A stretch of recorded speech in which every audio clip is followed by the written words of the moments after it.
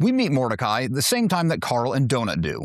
He seems like just another aspect of the dungeon that will come and go, but like so many things in the dungeon, the original plan isn't generally what happens, and when you start peeling back layers, things get way more tragic. On the first floor of Dungeon Crawler World Earth, Mordecai appears as a rat, but that's the dungeon's doing. He was born a proud skyfowl, an eagle-like species that is known for being prideful and a little xenophobic. They're quick to respond to perceived insults with violence. These more unlikable personality traits are part of who Mordecai used to be. That is not him now. Mordecai was pulled into his planet's own season of Dungeon Crawler World centuries before the Earth season. He entered the dungeon with his brother Uzi, who doesn't end up making it. More on that in a bit. In the dungeon, making it to the third floor means that crawlers can pick a permanent race and class. It's kind of a reward, but maybe a curse. It all depends. Mordecai chooses to become a changeling. Not because he wanted to stop being a skyfowl, but to give him a better chance at surviving the perils of the dungeon. Because of his new race, he does not get to choose what form he takes. Every time the floor changes, he takes on a new race, and it's stuck with him for the duration of that floor. His race is always taken from a mob found on the current floor. Rat, incubus, toad, cyclops, even a human at one point. It's never up to him. In his season, Mordecai made it to the 11th floor. It's a pretty strong run. Uzi makes it down to this floor with him, but he wouldn't make it off. Uzi dies because of the choices made by two people that Mordecai has never forgiven over his unnaturally long life: Odette and Chaco.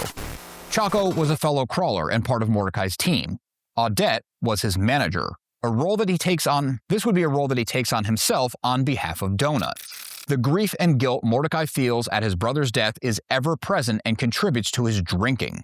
There's more family tragedy with Mordecai in the dungeon. He has his mother's ashes in the safe room that he essentially lives in.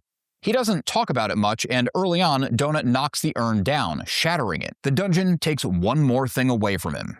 This is an early sign to the reader of what we could expect from the franchise. A gag with a much deeper, much more tragic meaning. Mordecai can be grumpy on the surface, but we get to see him really light up at a few different times. The time he lets his guard down the most, the purest excitement that he shows, comes from alchemy. Potion making is something he's specialized in ever since he was a crawler. Over the centuries, he hasn't lost his passion for it, much to the benefit of the royal court. He makes all the typical dungeon-related potions: health, combat, stealth, as well as seemingly trivial hangover cures, and ones that feel like magic in a bottle. His potion-making skills, along with his encyclopedic-like knowledge, have grown over the centuries, so he's one of, perhaps the, most capable guides in the dungeon. Carl is excellent at plans and insane contingencies to them, but Mordecai is instrumental as well. The dungeon lore, tactical advice, gear knowledge, and the information he's gathered around the wider universe all help Carl and Donut stay alive. When Carl, Donut, and the readers meet Mordecai, he has a light at the end of his tunnel that was a servitude to the crawl. When they initially darken his door, he does what he's supposed to. He gives them advice, catches up on how things work and all, but he counts the minutes until he moves on and he's finished. That is, until Donut, not quite accidentally, picks a class that makes him her manager as long as she's in the dungeon. She plays this off like she's just excited about her class pick, but it's actually done on the advice of Odette. That same manager of Mordecai's is now a very popular talk show host talking about the dungeon and gave Carl and Donut some early, much-needed help. This is something that will inevitably blow up in the royal court of Princess Donut's faces. Donut is loud and boisterous, she's demanding, but she still seems to have some form of childlike innocence. Partly because she's a cat, partly because her intelligence was just magically enhanced upon entering the dungeon.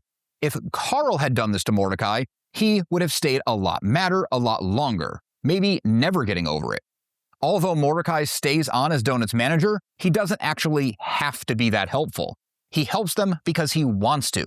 He could just as easily be chained to them and spend his days drinking and telling them off. These events tie in really well to my video on Donut's persona being an act, a defense mechanism. I'll link it down in the description. Carl also becomes a specialist in staging events and saying whoops after the fact, but that's for another video. Donut playing on Mordecai's sympathies may seem diabolical, but her and Carl are stuck in an impossible situation, fighting for their very lives.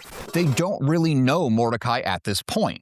And throughout their time together, he does become a genuine friend. It turns out Audette has a good read on him and he genuinely cares. Not just about Carl and Donut either. At one point, he takes in a mess of orphans, doing so in secret in case the crawlers disagree about them living in the safe room. He extends his help to Carl and Donut's allies, something else he doesn't actually have to do. When his drinking gets the best of him, he's an emotional mess. He watched Carl's evolution, an angry man growing more powerful, more capable, and much more reckless. Mordecai has no love for the crawl or the people behind it, but his entire instinct is to keep those around him alive. A lot of Carl's plans could hurt the crawl, but they are often more likely to get himself and possibly Donut killed. I mentioned that Mordecai becomes a genuine friend to Carl, Donut, and others on their team, which is a subtle ticking time bomb that Dinniman doesn't dwell on, but as the series progresses, the fuse is definitely getting shorter. Mordecai isn't quiet about his disdain for Audette, even threatening to kill her the first opportunity he gets. Carl and Donut did not cause the death of any family members of his, but Carl's heading for open war with the very system that owns Mordecai's contract. That puts everyone in his orbit at risk. Not something you want to do to a man that holds grudges for centuries. See you on the next floor.